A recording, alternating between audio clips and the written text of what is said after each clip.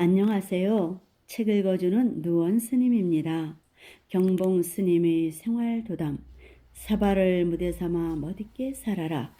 이번엔 정원용아 복 받아라. 이제 우리나라에 있었던 조금 더 세속적인 옛날 이야기 하나를 하겠다. 조선시대 후기의 선비인 정원용은 양반집에서 태어나서 어린 나이에 결혼을 하였다. 그런데 얼마 지나지 않아 부모님을 일찍 여의게 되었다. 그는 어떻게 살까를 망설이다가 과거를 보기 위해서 열심히 글을 읽었다.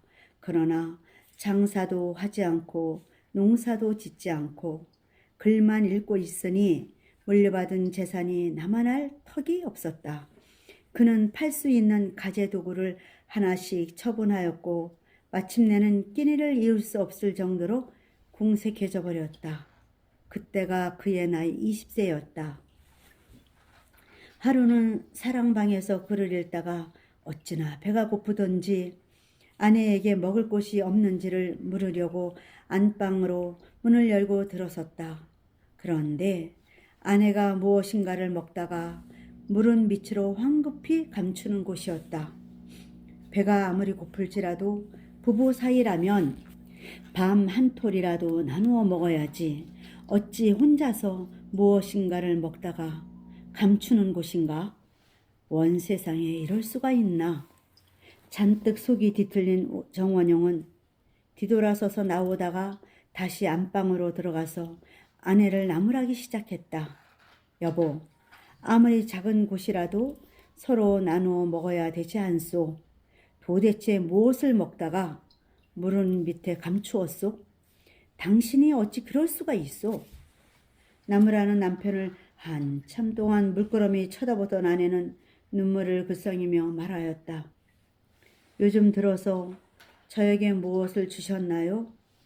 돈을 주셨나요? 아니면 쌀을 주셨나요?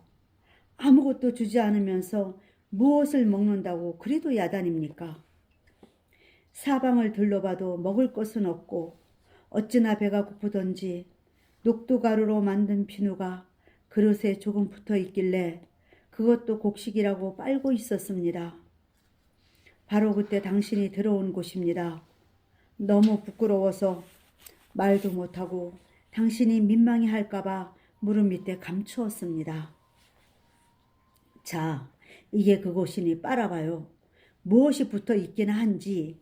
그 말을 듣는 순간 정원용은 배고픈 생각은 고사하고 가슴이 터질 듯이 아파왔다. 얼마나 배가 고팠으면 그것도 곡식이라고 빨았을까. 남의 집안 귀한 딸을 데려다가 저리도 배를 줄이게 하였다니 나는 사람도 아니다. 사람도 아니야. 무엇을 해야 아내를 굶주리지 않게 할 수 있을까? 도대체 어떻게 해야 되지? 사랑방에 틀어박혀 곰곰이 생각을 해보았지만 신통한 방법이 떠오르지를 않았다. 땅이 없으니 농사를 지을 수가 있나? 돈이 없으니 장사를 할 수가 있나? 그러다가 마지막에 작정한 곳이 도둑질이었다. 그런데 막상 하려고 작정을 한 도둑질조차 어떻게 해야 하는지가 떠오르지를 않았다. 담장이 높은 집에는 쉽게 들어갈 수가 없으니 울타리도 담도 없는 집으로 무작정 들어가서 도둑질을 하리라 마음 먹었다. 그날 밤 사방이 어두워지자 정원용은 동네를 돌아다니기 시작했다. 양반들이 사는 동네라 대부분 담장들이 높아서 어떻게 해볼 도리가 없었는데 한참을 다니다 보니 울타리도 담장도 없는 집이 하나 보였다. 몰래 들어가서 보니 툇마루에 무엇인가가 담겨져 있는 자루가 하나 보였고 손으로 만져보니 나락이 한 말쯤 들어있는 것 같았다. 옳다. 이곳이면 됐다. 정원용이 그 나락 자루를 어깨에 메고 황급히 집으로 돌아와서 자루를 막 내려놓으려는데 한 생각이 내리를 치는 곳이었다. 울타리도 담도 없는 그 집도 먹을 곳이 없어서 이 나락을 식량으로 구해 놓았을 곳인데 내가 훔쳐왔으니 그럼 그 사람들은 무엇을 먹나? 굶어 죽으면 죽었지. 어떻게 이것을 먹겠나? 이런 짓은 절대로 하면 안 된다. 한 생각을 바꾸어서 본래의 마음을 되찾은 정원용은 나락자루를 다시 그 집에 갖다 놓고 집으로 돌아왔다. 도둑질을 하려고 해도 생각이 용납을 하지 않는구나. 이제 정말 어떻게 해야 하나? 나도 나지만 저 불쌍한 아내는 어떻게 하나? 잠을 이루지 못한 채 깊이 근심을 하고 있는데 호련히 허공에서 소리가 들려왔다. 정원용아, 이제 복 받아라. 꿈도 아닌데 그 소리는 너무나 또렷하게 들렸다. 그러나 복이 되는 어떤 좋은 일이 생겨날 건지는 도무지 떠오르지 않았다. 그런데 이튿날이 되자 동네 사람들이 모여서 의논을 시작한 곳이다. 정원용 내외를 저대로 놔두면 틀림없이 굶어 죽을 곳이다. 우리들이 힘을 모아서 도와주자. 그리고는 양식도 갖다 주고 옷도 갖다 주어서 굶는 곳을 면하게 되었다.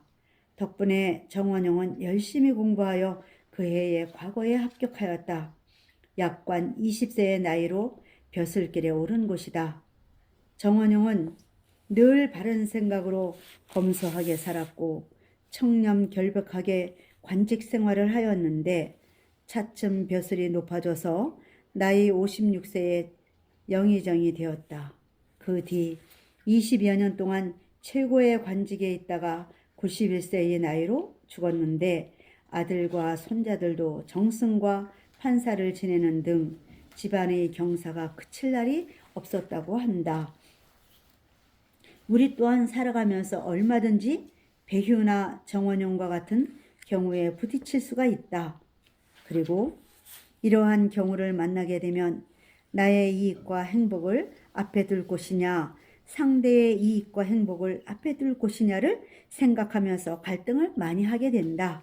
그때가 참 중요하다. 바로 그때 나의 이익을 버리고 바른 마음으로 살면 인생이 바뀐다. 바른 한 생각이 인생을 바뀌게 하는 곳이다. 그러므로 늘 한 생각을 바르게 하면서 살아야 한다. 바르지 않으면 복이 깃들지도 않고 복을 누릴 수도 없다. 아무리 힘이 들고 어려운 처지에 빠져 있다고 할지라도 이기심을 따라 그릇된 길로 빠져들거나 나쁜 짓을 하여서는 아니 된다. 한 생각을 잘 다스리고 한 생각을 바르게 가져야 복이 찾아든다. 매우 견디기 힘든 역경 속에 있을지라도 바르게 생각하고 바르게 살고자 노력할 때 불행이 물러나고 그 자리에 복이 깃들게 된다는 것을 꼭 명심하기 바란다. 여기서 마치겠습니다. 책 읽어주는 누원 스님이었습니다. 하루의 기적은 무탈함에 있습니다. 오늘의 인연님들이 무탈하시기를 기원하겠습니다. 여러분 행복하세요.